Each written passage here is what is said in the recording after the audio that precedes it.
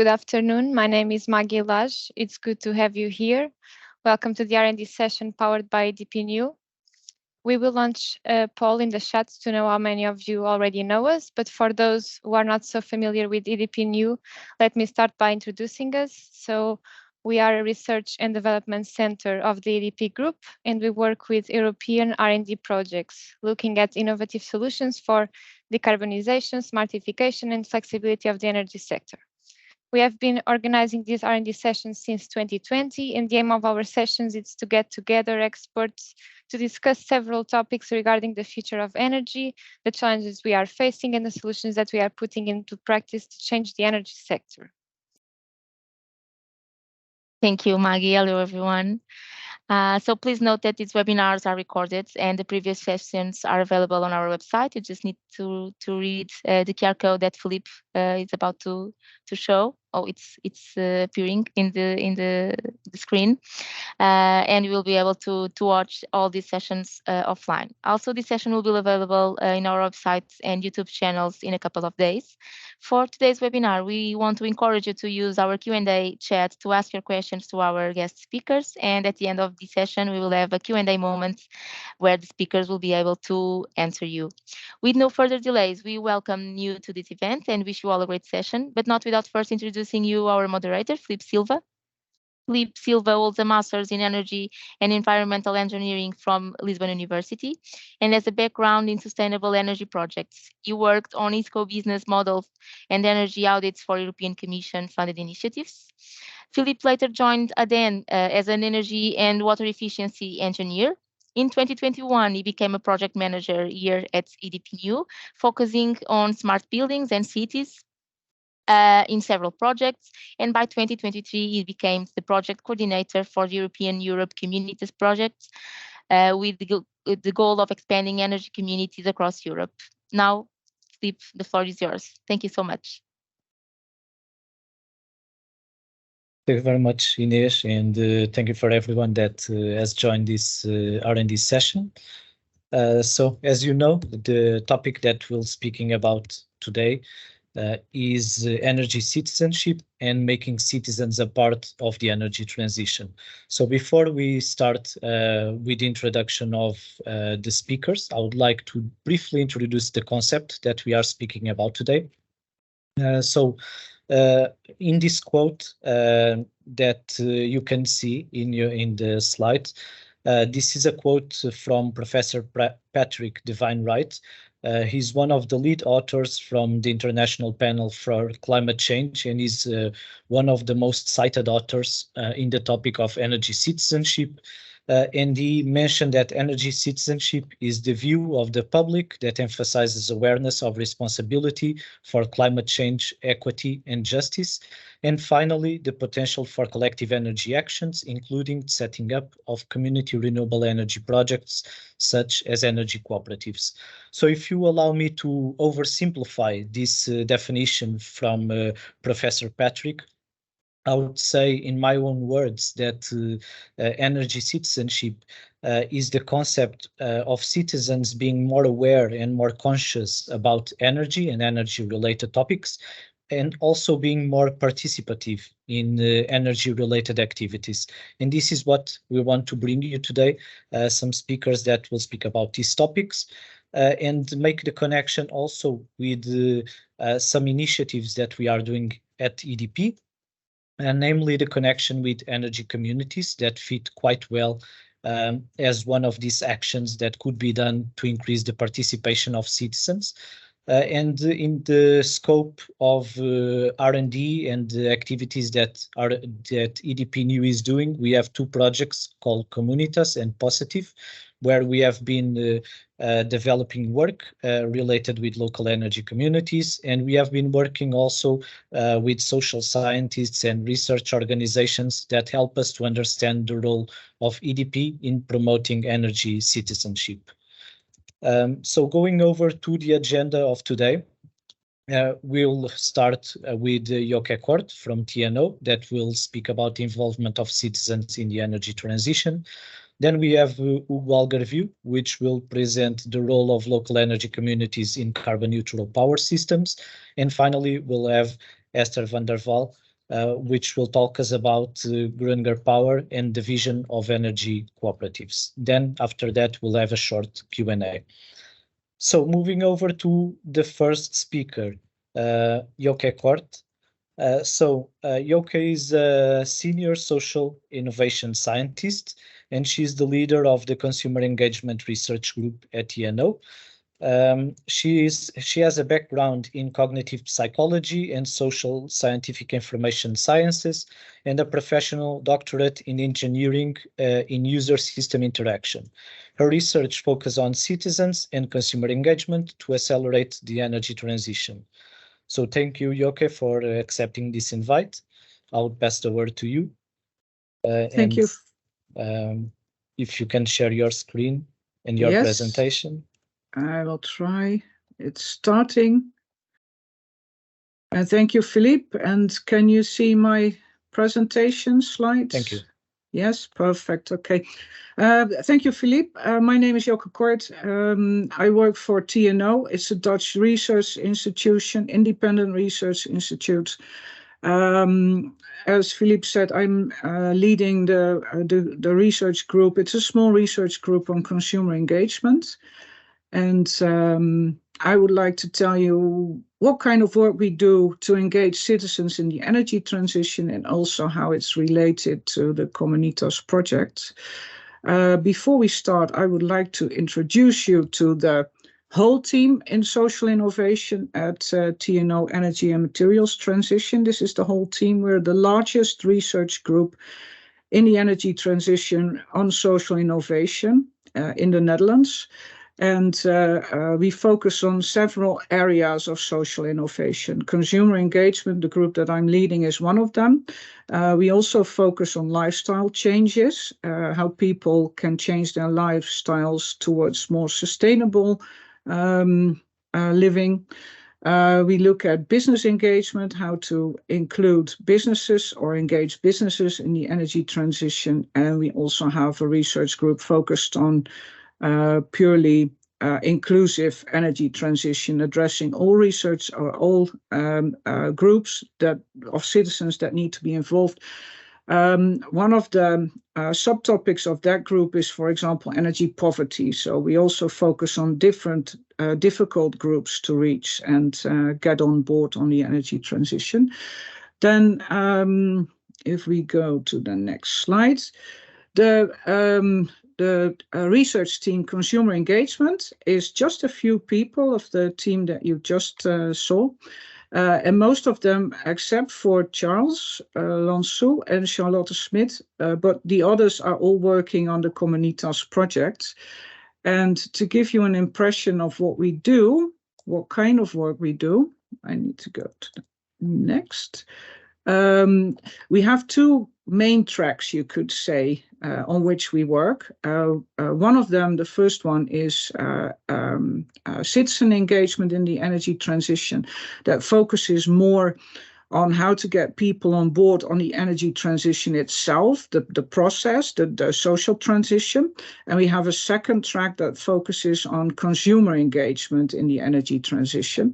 If you look at the first, the citizen engagement in energy transition, we have topics that we address, such as energy literacy, knowledge, awareness that people have about the need to make steps towards a carbon neutral society and to reach the climate goals. We also look at the roles that citizens want to have in the energy transition, in the process itself, in the societal change, but also within energy communities. We look at the collaborations that are needed with citizens, between citizens and governmental organizations, for example, or decision and policy makers. Within the energy community. Also, governmental processes in energy communities are also important, and people want to be engaged in different means, through different means in energy communities.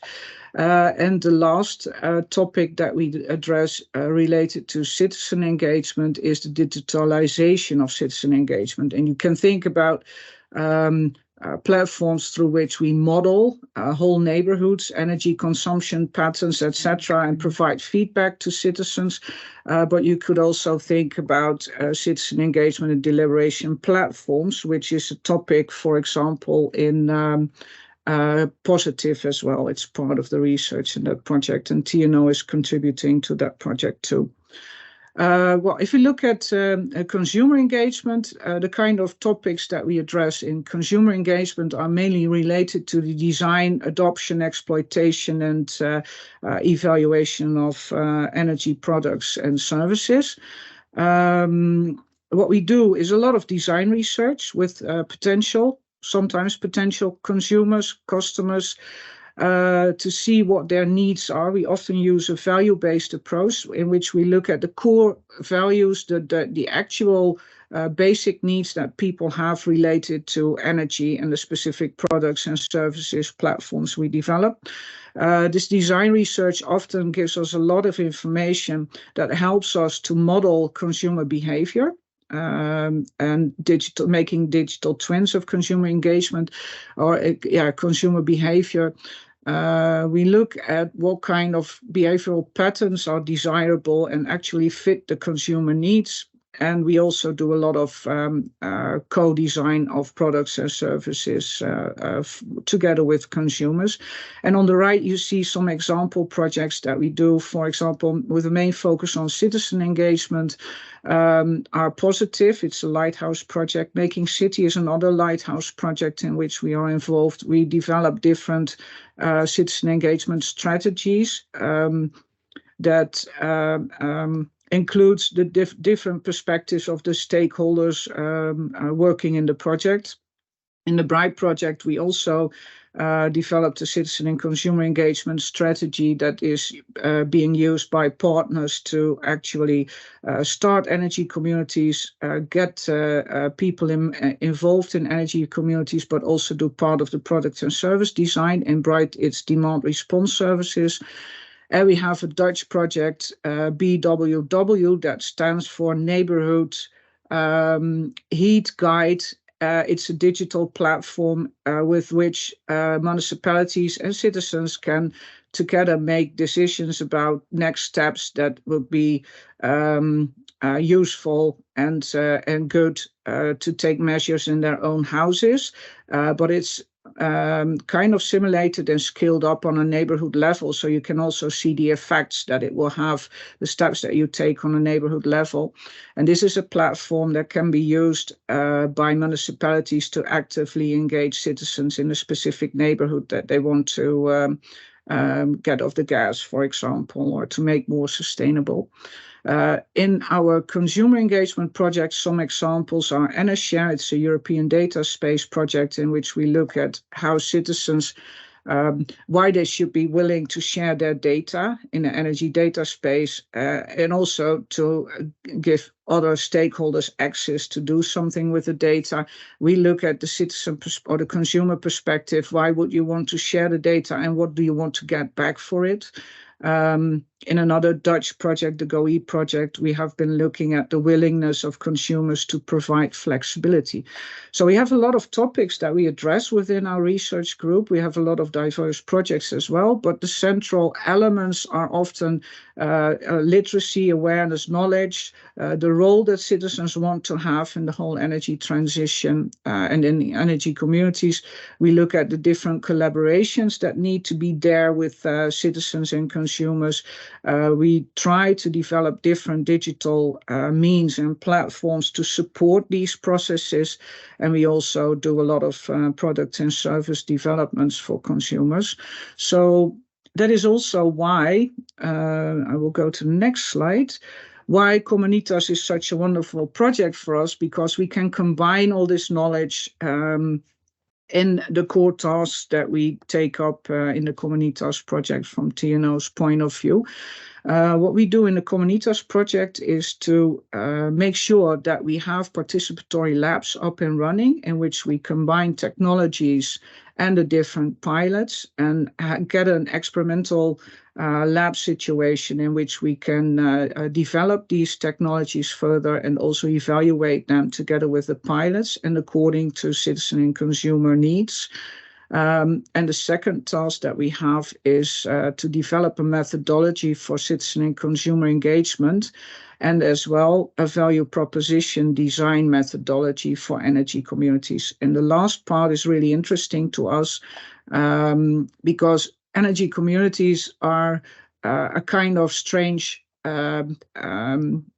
organization. They develop their own propositions, but for their own members, not for outside customers. So the whole goal of developing these propositions is different. It's not based on a commercial interest of selling it.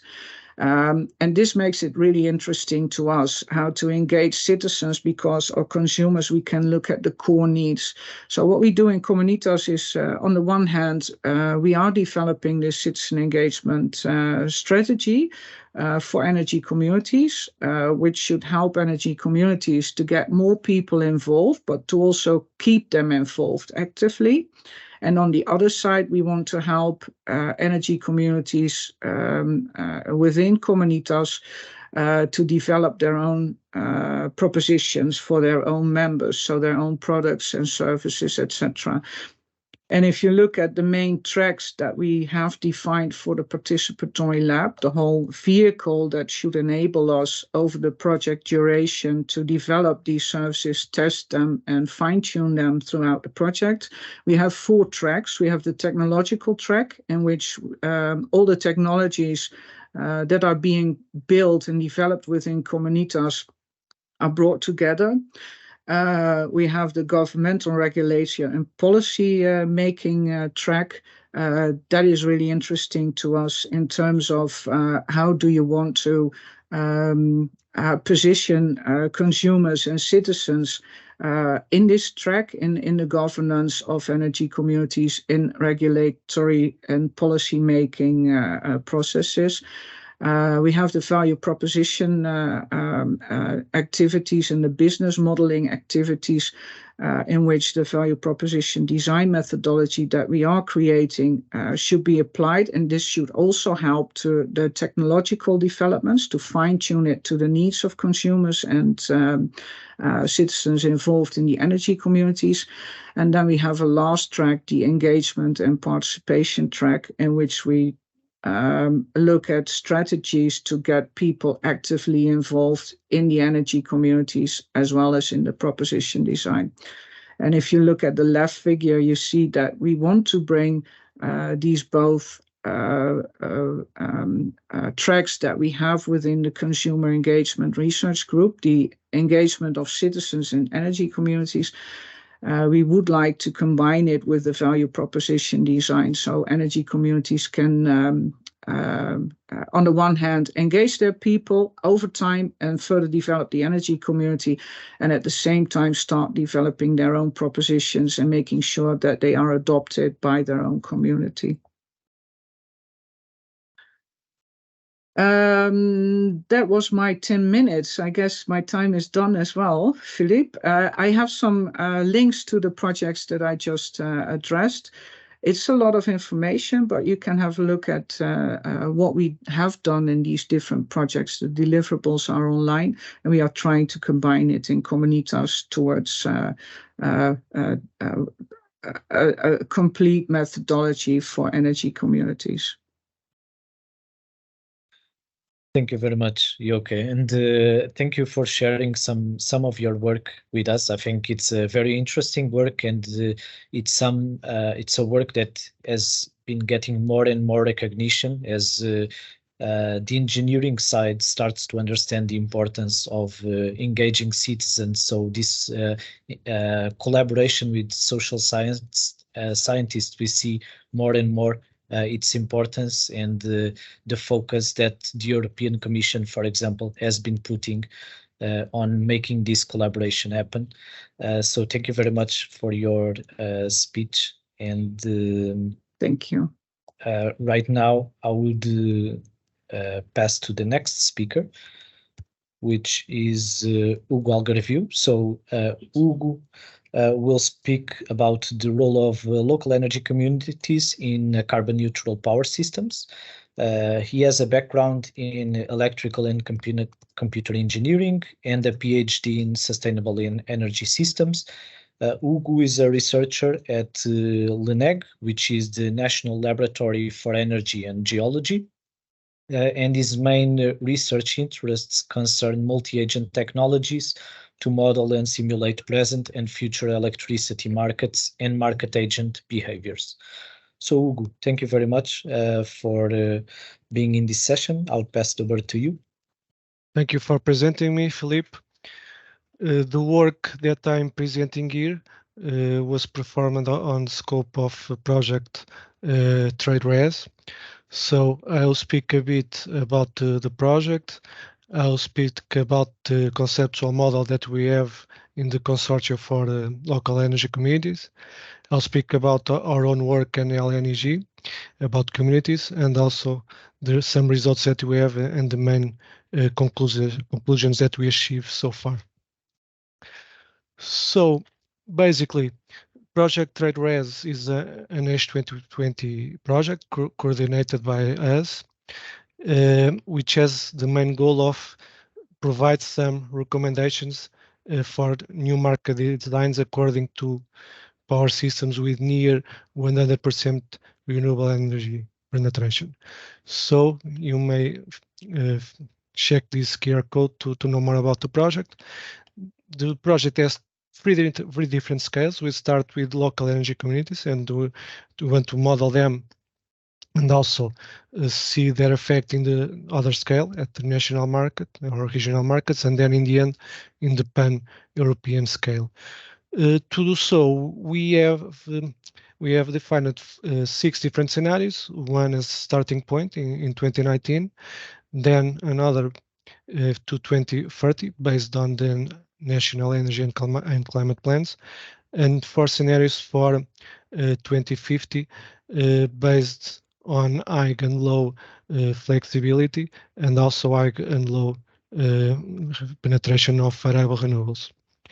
So this is the conceptual model of our community. Basically, we have agent-based members as consumers and prosumers. We have an aggregator as the manager of the community. They have smart contracts between them, and the transactions are cleared considering a centralized, automatically consider a centralized blockchain model to clear these smart contracts.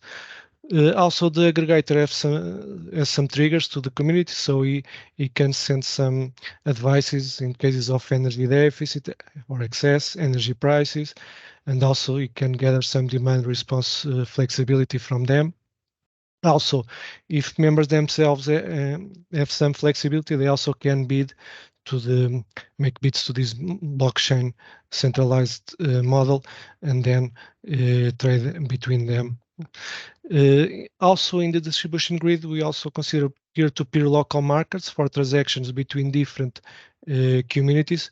And in the end, if the communities have weight enough to participate in wholesale markets, they also can participate in spot markets, ancillary service, bilateral contracts, and derivative markets. You can check these. We have some open access models that can simulate these markets. You can check these QR codes to know more about them. So the current state of our model here at my institution, basically we have the aggregator, we have the smart contracts with the members, we allow also, we have an optimization model for the aggregator and on behalf of community invest in some local generation. The investments are based on fixed and variable costs of different technologies and using forecasts for their expected production, but also for the expected local net load and market prices. In the end, this aggregator can also participate on wholesale markets based on a forecast of the net load, basically in day-ahead and intraday continuous markets. Consumers, the behavior of consumers, they select the best tariffs based on a minimization of costs, considering historical consumption, and they also can invest in self-consumption. So the setup of our study for 2019, we considered 312 Portuguese medium voltage consumers, some significantly big consumers. Mainly the majority of them are commercial consumers. We consider the Pinhal Interior region, which is a region in the center of Portugal, close to the border with Spain. We consider 5 different types of tariffs. So a single flat tariff, same price every hour. The structure of the one provided by our regulator to medium voltage consumers, so a time of use tariff with 4 rates. Consider peak, intermediate, off-peak, and super off-peak periods. They had hourly pricing. Also, is one tariff also provided by some of the Portuguese retailers. In this case, in the day ahead before of the operation, you already know the price that we'll pay for the energy we need in the next day. They had monthly pricing. In this case, we consider the average price of the day-ahead market to compute the final price of consumers will pay, and the real-time pricing where everything related to energy is dynamic, with the exception of the grid access tariffs, which is the ones defined by the regulator.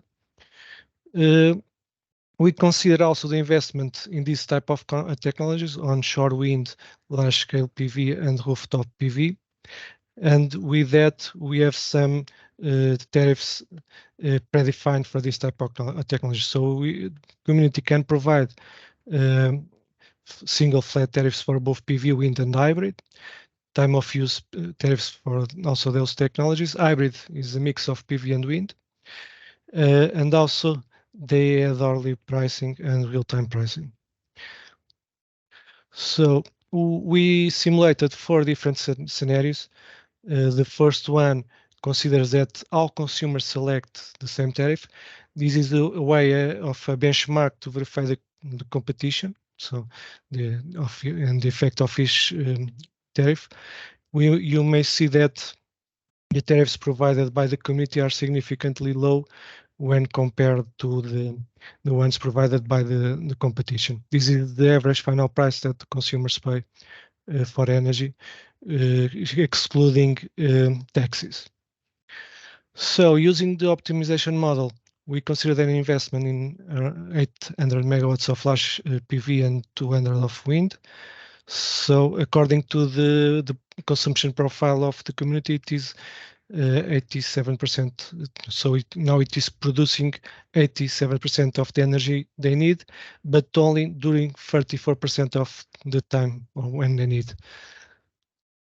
So according to the other scenarios, we also consider the one when they select the best tariff and also invest in self-consumption. In this case, the best tariff for them is the one that minimizes their expected costs, and they only select tariffs that invest in variable generation. If they consider self-consumption, the price increases a bit because rooftop PV is more expensive and less efficient. So when compared with the selected. We also have a scenario when you use perfect information. So if we consider the real consumption of the consumers, if they, because of that, may select always the best tariff every month, they may reduce a bit the price when compared to the real world scenario. Now we can see the levelized cost of the community. The majority of costs are now in the investment of variable generation and in the operation and maintenance costs. They also have some trading costs in wholesale markets because it is not fully sustainable. So they need to get some energy from markets and also they sell a bit. So, and in the end, they have to pay. And they also have balancing costs and other fees. This is the potential that we have to improve the community, because if we gather some demand flexibility, we may reduce the costs that they have with deviations. Now, a study that we did with the research center of the Portuguese TSO, basically we verified the load factors of the transmissions line in this region. Now you may see that before investing in this distribution generation, the maximum that you have is 64, so far from being congested. After investing in all this distribution generation, you may see that in some hours during the year, now we have 4 lines congested and 2 near congested. So some solution is incentivize some demand flexibility. We can go further and see also the monotone curves of the transformers in some substations, from the distribution to the transmission networks. The load factors here are from a positive to a negative value to identify the flow of the energy. So when it is positive, it's because the flow is going from the transmission to the distribution. In this case, it's just representative. When it is negative, it's because we have more variable generation. So the flow is going from the distribution to the transmission. So in this case, you may see that before investing, we already have in some locals a relevant penetration of renewable generation. So the net loads are negative in some hours and close to the maximum. So this gives us some insights to not invest more in these locals without some flexibility support. As you may see, after investing, we have some hours with these transformers congested. So the main problem is that the regulator considers time of usage tariffs for grid access, which do not reflect the dynamic behavior of power system. So the main conclusion is that yes, currently communities may benefit consumers by reducing their costs, but they are far away from their potential to benefit future power system with near 100% renewable generation, which has more dynamic behavior. So dynamic energy and grid usage tariffs may trigger some of these demand flexibility, but to have this structural change, there is a need for more cooperation between regulators, system operators, retailers, and also the communities. In the end, the communities shall incentivize consumers to be active players and respond to some of these dynamic events. Also, not only communities, but also suppliers shall communicate more closely with clients, indicating timely dynamic pricing and also grid congestions as an opportunity to engage these consumers' flexibility. In the end, shall be design a new market structure that may incentivize flexible players responding to dynamic events of future power systems with near 100% renewable penetration. So, and that's all. Thank you. Thank you very much, Hugo. A very interesting and technical presentation. Like you said, I believe this is the future of the power systems. We see that more and more prosumers are being connected to the grid. So we need to anticipate these scenarios and we need to simulate and see how we can manage the grids in these future scenarios with energy communities and lots of individual prosumers. We now move to Esther van der Wal. So the next presentation is from Hunger Power and Division of Energy Communities. So Esther is the coordinator for energy communities at an energy cooperative from Groningen in the Netherlands called Hunger Power. She is responsible for the internal coordination of the contributions of the cooperative with 2 research projects on the scope of energy communities. So Esther, I would pass the word to you. Thank you very much for accepting this invitation. Thank you. Okay, I think the slides are on, right? Okay, I titled my presentation Together Towards a Fair, Localized and Sustainable Energy System. because that's how you could translate our mission as Groninger Power. Because we work towards control over your own energy system as a citizen, and we want to promote energy citizenship. So as Joke said, participation in the energy transition. Yeah, you introduced me very well, so I will skip this. My presentation will be partly about Groninger Power, about our organization and its mission. Then I will also tell you a little bit about Groninger Power's role in the national cooperative sector. And the last part will be about our work on energy communities. So Groninger Power is quite a mature energy cooperative in the Netherlands, or at least to the Dutch standard. We've been existing for a little over 12 years and have about 2,600 members now. If you see this in the perspective of the inhabitants of Groningen, it's a little over 1%, because there's about 200,000 inhabitants in the city of Groningen. Yeah, we are a cooperative, so a cooperative is a cooperative association actually, so we exist by virtue of our members, and we try to represent their interests in the energy transition, and we try to do this as much as possible with them, not only for them, so to involve them in the activities that we undertake. So, for example, we generate our own solar energy, but we also help residents in their own neighborhoods with initiatives to make their neighborhood more sustainable. At Groninger Power, we have some volunteers, but we also have a team that works as professionals on a daily basis. So we have 16 staff members now, about 12 FTE, and we have a voluntary board of 5 members. And this is quite exceptional for the Dutch situation, because Groninger Power started really early on, could develop the organization already to this extent, but most of the energy cooperatives in the Netherlands are powered by volunteers, or a mix of freelancers and volunteers. So what do? We have, for example, neighborhood coaches. We developed 2 solar parks with a joint capacity of about 3 megawatts. We organize energy savings information meetings. We call energy cafes, so people can join in their neighborhood and get advice on the larger and the smaller energy saving measures.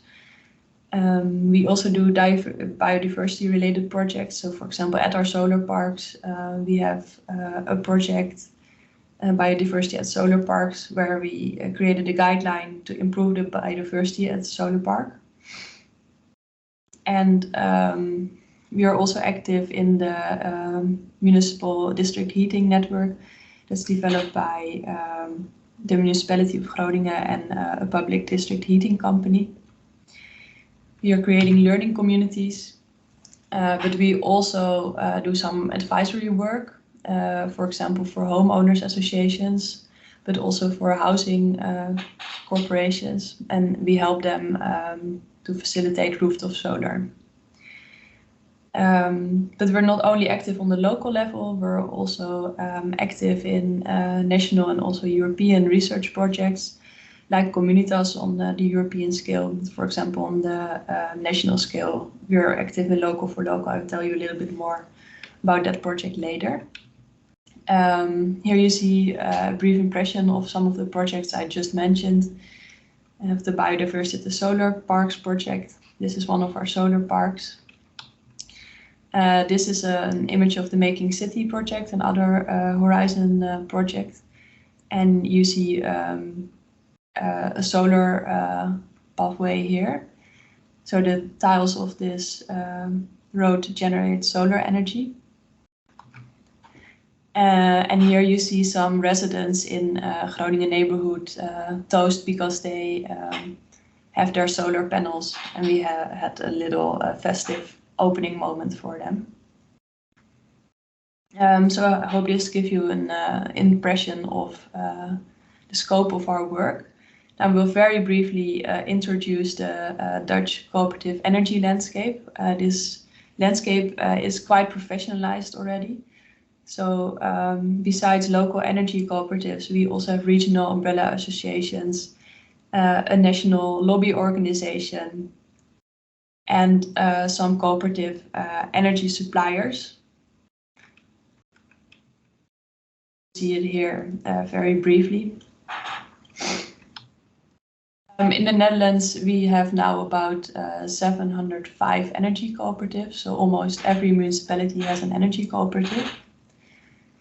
And this number is after an immense growth now stabilizing. So now the existing initiatives are expanding their projects, but there are not really many more cooperatives founded last years. And if you see the cooperative energy sector in perspective, about 1.5% of all the households in the Netherlands is a member. And our contribution to collective solar is about total solar energy is about 1.5%. To wind energy about 5%. So wind energy is a little bit more.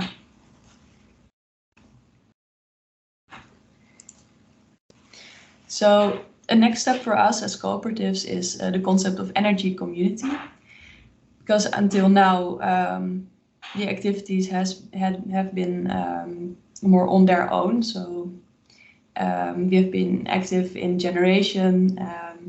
We have a cooperative energy supplier, so you can become a client there. But now we want to come to an integration.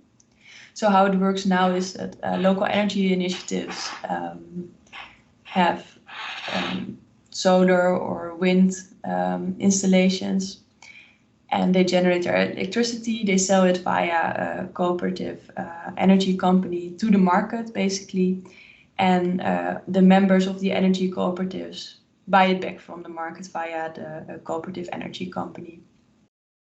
But what we want is that we can make a direct connection between the energy that we produce and the household energy usage. So an administrative direct connection, real time. Because if that's the case, then we can supply the energy for a price close to the cost price, because you know the cost when you've developed a project, you know the expected production. So you can sort of divide this and add a handling fee, and then you know what you should ask for the energy. And if you sell it that way, you are not dependent on the market.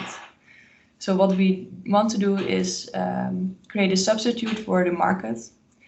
And of course, then we need to have a broad portfolio and generate cooperative energy at almost any moment.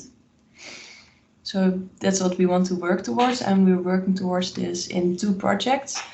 One is the national research project Local for Local. So this is exactly what the name says, producing local energy for local use. Because then you don't need to worry about making a profit as a cooperative to invest in one of your projects. Then your goal is to create affordable energy. So you want to cut the margins. And this project is coordinated by our national umbrella organization. Our pilots in this project are solar parks, but another pilot is the energy community that we want to start with our members, who will take a new type of contract that supports this local for local model.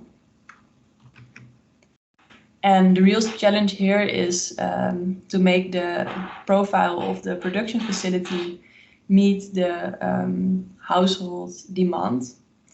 So for this, we need some behavior of the members of our energy community to change, to make a better match, but we can also use technologies. And Communitas helps us, amongst others, with these technologies that we can use to improve the match. Because in this research project, there are many technical tools that we can use for peer-to-peer supply, trading guarantees of origin. There's some dashboarding tool we can use for our members to help them see how the energy flows and when they use energy from a cooperative source or when they use energy from the grid. So yeah, we're looking very much forward to the pilot we are going to do in Comunitas. And yes, this was my presentation for now. Thank you for your attention. Thank you very much, Esther, and very interesting to hear. I think energy cooperatives have this differentiation factor that they are very close to the citizens, and I'm really a fan of the work that you are doing with the local district heating, for example. I think it's a case of cooperation between you and which you are very close to the citizens, and then this company that is focusing on the business of producing and distributing heat. And I think that's a very good synergy, and I think it's something that we could learn for here in Portugal. So, and another fact, Esther, by the way, is that I love that you have a dog on your team. It's very interesting. So moving on to the Q&A, we have some questions here in the chat. But if you don't mind, I would start by asking myself a question for Joke. I would like to know, Joke, from your experience, you told us that you have multiple projects where you are working in these consumer engagement strategies. So what I wanted to know from you, if there is any strategy that you highlight that you have had a lot of success and it's not such a common strategy, for example, so initiatives that you have promoted in one of these projects, for example.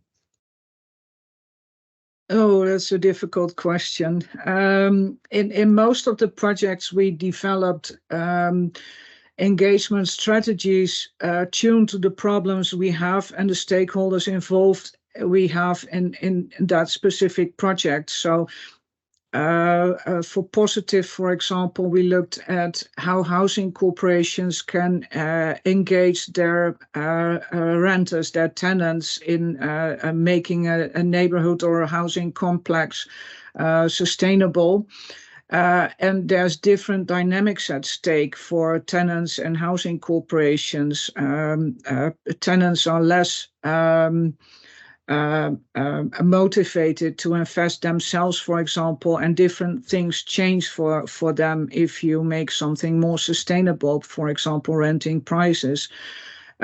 So there's different dynamics there if you compare it to Making City, for example, in which we developed a citizen engagement strategy that was tuned to the collaboration between a municipality, an energy community, in this case, Groningen Power, and the citizens as members, either being a member of an energy community or not, and being individual households, and how to engage all these people in a specific neighborhood to make steps in the energy transition. And again, there's different dynamics at stake. And if you look at Bright, there's again different dynamics at stake.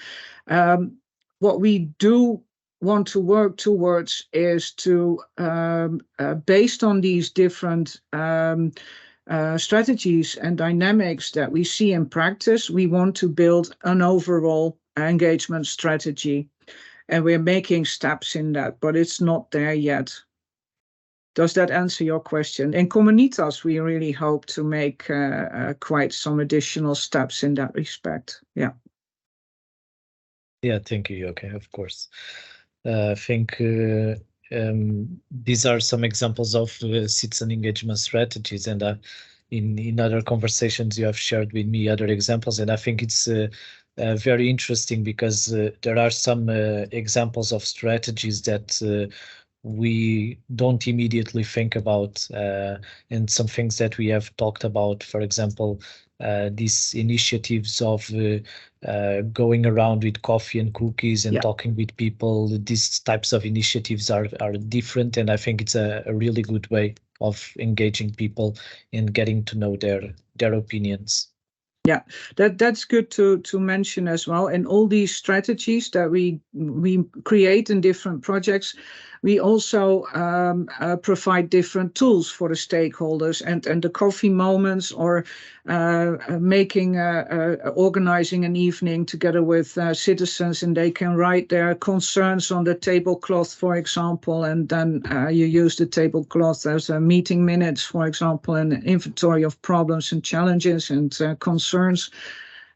Those are tools that we always address in our engagement strategies. Yeah, so we do have a lot of them. Yeah. Okay. Thank you very much for your examples.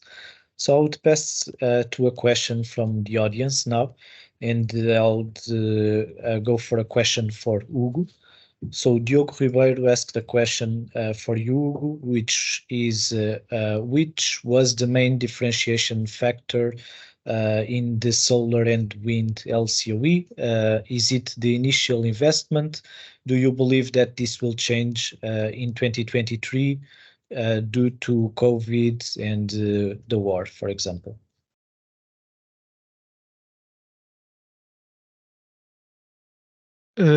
Yes, it was the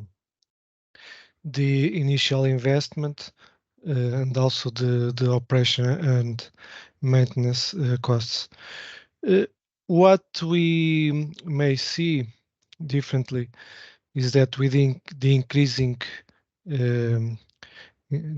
penetration of solar will decrease their remuneration from markets. So while in the last auctions in Portugal, some of them invest to be active players, in the future they also may need some support or some flexibility to have a more active behavior. Yep. Yeah, I agree with you. I think this support from energy communities or participation from energy communities in these different electricity markets. For example, we look at local flexibility markets as a possibility of energy communities to place themselves there. I think with the arrival of aggregators into the market and the evolutions of the market, this will play a very important role and will bring the LCOE down as well. Okay, so moving to another question from the audience, this time from Esther. So Humberto Queiroz has asked you, Esther, what are the financial mechanisms that Groninger Power used to develop their projects? Yeah, thank you for the question. We tried to diversify these streams. Initially, it was mostly subsidies from the municipality or municipality funded assignments, not subsidies. But now it's more diverse. I would say the municipality is still most important, but it's also revenues from our solar parks and research subsidies, like in Making City or Comunitas. So we try to diversify. Oh, and we also do some advisory work for other cooperatives, which is then paid by that cooperative or by the municipality the cooperative is part of. Can I add something here? Do the citizens also invest partially, or there is no investment from the citizens directly? The citizens can invest, for example, in the solar park or so, but they do not invest in the cooperative itself directly. So membership is free. We don't get contribution from the members annually. No. Okay. Thank you, Esther. So moving to another question from the audience, this time to Joke. Rafael Lubino has asked that there are many reports on sustainability and future estimation, and one thing that is always mentioned as compulsory in order to meet the climate targets is sobriety. The idea is not to reduce the life quality of the citizens, but to actually think about our real needs and alternatives to fill our needs with less resources in a simple way. Is this something that you, Joke, or TNO has addressed in your projects? If yes, how? Yes, for sure we do that. Reasoning from a consumer perspective, we never go for less comfort or less quality in life. We specifically also address problems in well-being. For example, in our energy poverty studies, we see that living with energy poverty or in energy poverty also has a lot of consequences on your health, especially if you have specific underlying diseases such as heart failure or arthritis, lung respiratory problems, etc. Energy poverty really has a large effect. So we try to solve problems and also especially not let it go at the expense of comfort or well-being, but promote comfort and well-being. And we do this, many problems that we encounter are not so much related to consuming less energy, but it's just a matter of changing your energy consumption patterns. And a lot is also to be learned or implemented in technology in better ways. We have a project, for example, up and running in which we tested the willingness of people to provide flexibility, which helps in congestion, network congestion, etc. But if you look at how the technical devices work, if a heat pump heats up at night, it's useless. You can do it during PV production, solar panel energy production, for example. You don't have to do it at night.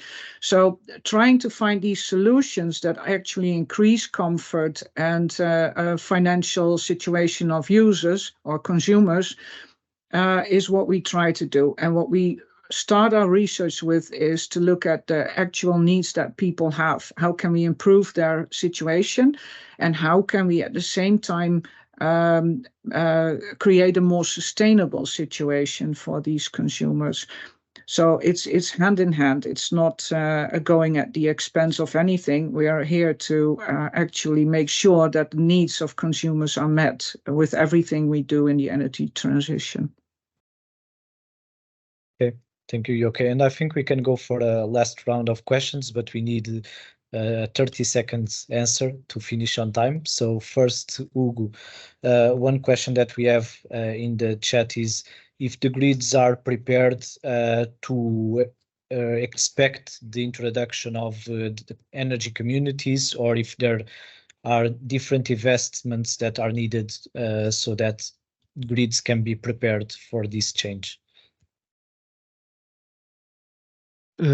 Yes, the planning of the grids is a good solution, and they are prepared. They know, and they put some limits to the capacities that can be installed in some locals.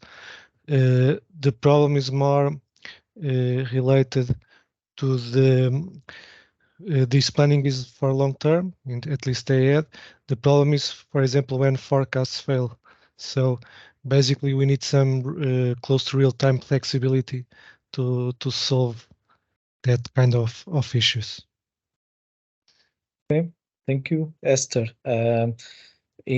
Does your cooperative have a special program for people in energy poverty situation? Not a special program, but we do try to be very inclusive. So not to make everything investment based, like investing in our solar parks. So for example, the energy savings meetings that we organize are for everybody. The cooperations that we have with housing corporations help to reach people in energy poverty. So it's more in an indirect way. It's not a special program aiming at people in energy poverty. Thank you very much. And the final question to Joke is how do you handle the digital barriers when you talk with people, older people in these communities? That is all in design, smart design. There's no problem with elderly people and technology. You just have to design it in the right way. That's my absolute conviction about, and you can do it. It's not that difficult. Okay, so thank you very much to the three speakers. Thank you for everyone that is in the session, and I would very quickly pass the word to Inês for the wrap-up.